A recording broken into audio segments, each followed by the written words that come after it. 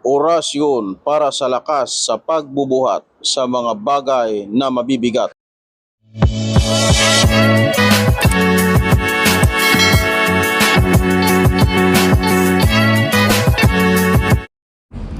Mapagpalang araw po sa lahat. Sa video na ito, ang ibabahagi ko po sa inyo ay ang isang orasyon para sa lakas ng katawan sa pagbubuhat na mga bagay na mabibigat, lalo na kung ang trabaho mo ay isang magbubukit or construction worker. Narapat lang na mayroon ka nito upang ang katawan mo ay hindi basta-basta mapapagod. Kahit buong araw ka sa iyong trabaho ay madali lang para sa iyo gawin.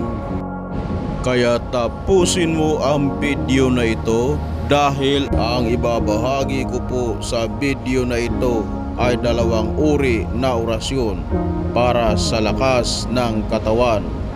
Pumili lamang po kayo sa dalawa kung alin ang gusto nyo, pero pwede nyo rin ito pagdugtungin ng sabay. Pamamaraan sa pagganap: bago pumunta sa trabaho ay pumasok muna sa kwarto na walang may nakakakita sa iyo. Magdala ng isang basong tubig at magdasal ng isang Ama Namin, isang Aba Ginoong Maria at isang sumasampalataya. Pagkatapos, humingi ng basbas sa Amang Makapangyarihan na gamitin ang salitang ito at hawakan sa kanang kamay ang baso na may tubig at usalin ng pabulong sa baso ang orasyong ito. Aksasaka, aksasaka, aksasaka. Batu Christi, Arma Bakalara. Batu Christi, Arma Bakalara.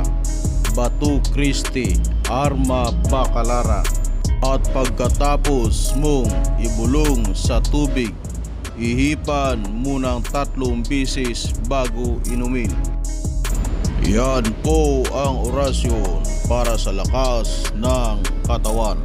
At sa hindi pa nakapag-subscribe dyan, huwag nyo pong kalimutan i-hit ang bell button na ito upang lagi kayong updated sa susunod ko na mga uploads. Maraming salamat po sa inyo lahat at sa inyong walang sawang panonood.